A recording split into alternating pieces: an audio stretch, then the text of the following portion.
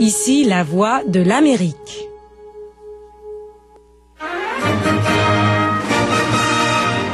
Washington Forum.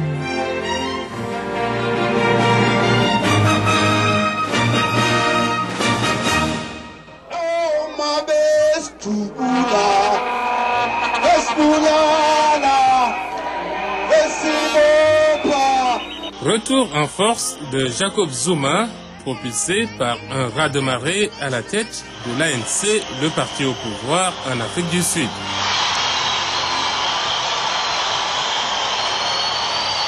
Sa victoire constitue une revanche sur le président Thabo Mbeki, qu'il avait limogé de la vice-présidence en 2005.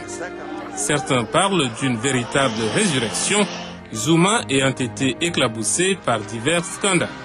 Reste à savoir quel impact aura son élection sur l'ANC, la politique et l'économie sud-africaine.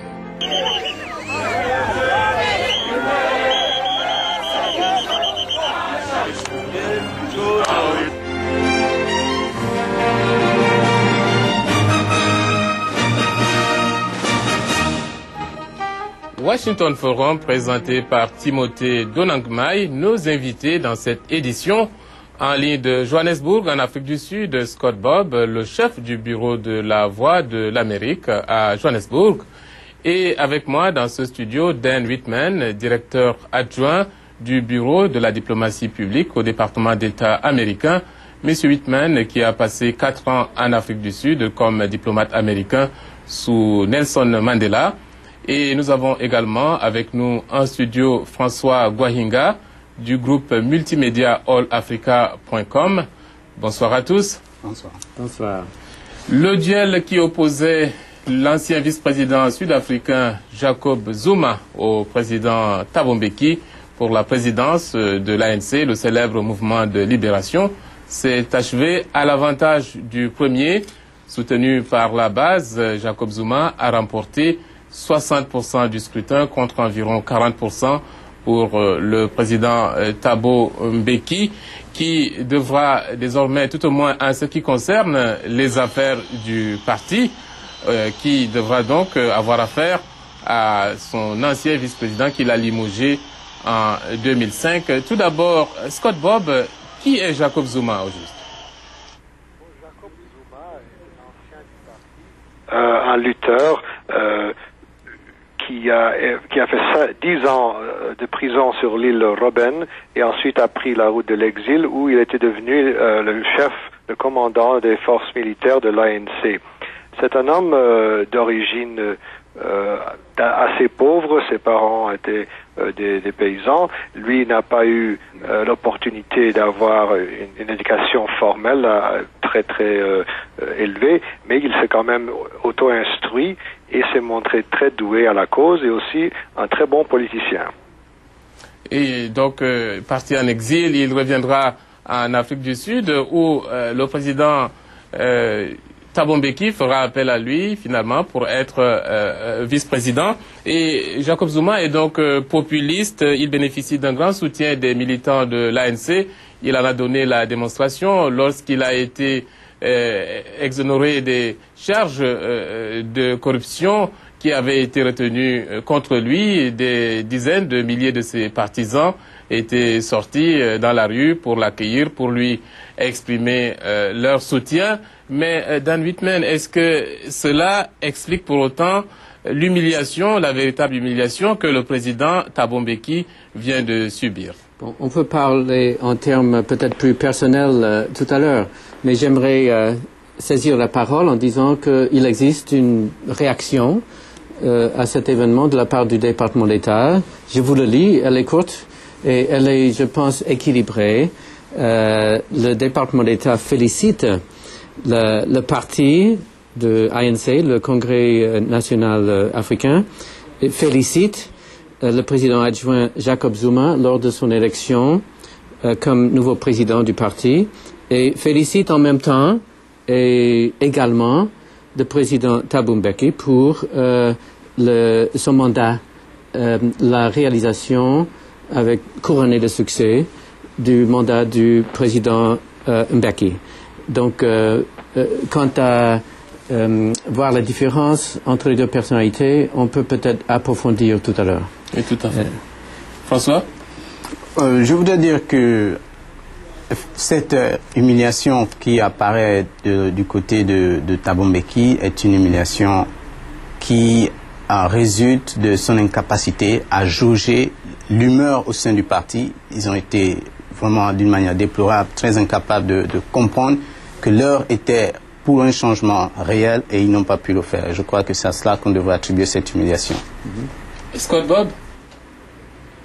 Oui, je suis d'accord avec François. Cette partie du groupe qui a voté pour Jacob Zuma, c'était plutôt une vote contre Mbeki et surtout contre un troisième mandat à la présidence du parti. Ces délégués ont trouvé que, et d'ailleurs ça s'était annoncé lors du conférence sur la politique au mois de juin dernier, qu'ils ne voulaient pas que le président pose sa candidature pour un troisième mandat. Bon, bien sûr, parmi les autres partisans de M. Zuma, il y avait des éléments idéologiques qui suivaient pour des raisons idéologiques, comme les communistes, les syndicats de travail, la jeunesse. Et il y avait aussi des éléments, groupes qui étaient de sa région, avec des liens régionaux et des régionaux, et aussi des liens tribaux. Voilà, et merci Scott Bob. Les principaux dirigeants de l'ANC assurent que rien ne changera dans la ligne politique du parti avec cette élection de Jacob Zuma comme président. François Goyinga, dans quelle mesure ces assurances sont-elles fondées et surtout en ce qui concerne les milieux d'affaires sud-africains? Ces assurances sont fondées. La première chose à dire, c'est que la différence qui existe entre Jacob Zuma et Thabo Mbeki, elle n'est pas d'ordre idéologique. Elle est principalement une différence de caractère. C'est que certaines personnes se sentaient un peu gênées dans leur possibilité de mettre en doute la capacité du président Mbeki et elles n'ont pas cette impression lorsqu'il s'agit de traiter avec Jacob Zuma. Pour ce qui est des investisseurs, Zuma lui-même, il a d'ailleurs déjà essayé d'envoyer le signal que ils ne doivent pas avoir peur, malgré ses liens avec la très puissante COSATU, qui est la centrale syndicale qui est en partenariat avec l'ANC dans l'alliance dite tripartite. Et dans ce sens-là, il s'est fait endosser lundi, à la veille même de l'élection, par Tokyo Sexuale, ce jeune businessman qui est aussi une personne prominente au sein même de l'ANC. Donc le signal qu'il essaie d'envoyer, c'est que n'ayez pas peur, il n'y aura pas de changement drastique en termes de politique macroéconomique, donc il n'y aura pas de grande différence en ce sens-là. Oui, pour souligner ce que dit François Goyinga, le département d'État des États-Unis soutient cette notion en disant officiellement que nous sommes confiants qu'il n'y aura pas de changement abrupt et que nous avons le plaisir d'accompagner quelque gouvernement que ce soit en Afrique du Sud jusqu'à la fin du mandat, certainement du président Mbeki.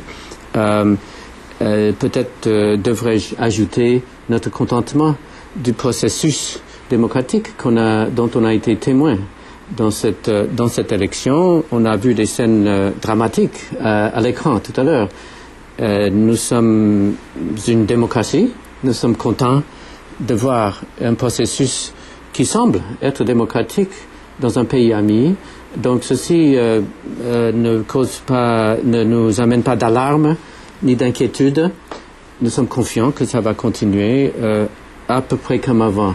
Si je peux dire quelque chose sur Thabo Mbeki, évidemment, nous ne sommes pas partisans dans cette rivalité entre ces deux personnalités. Le gouvernement américain n'a pas le droit et ne cherche pas à être partisan.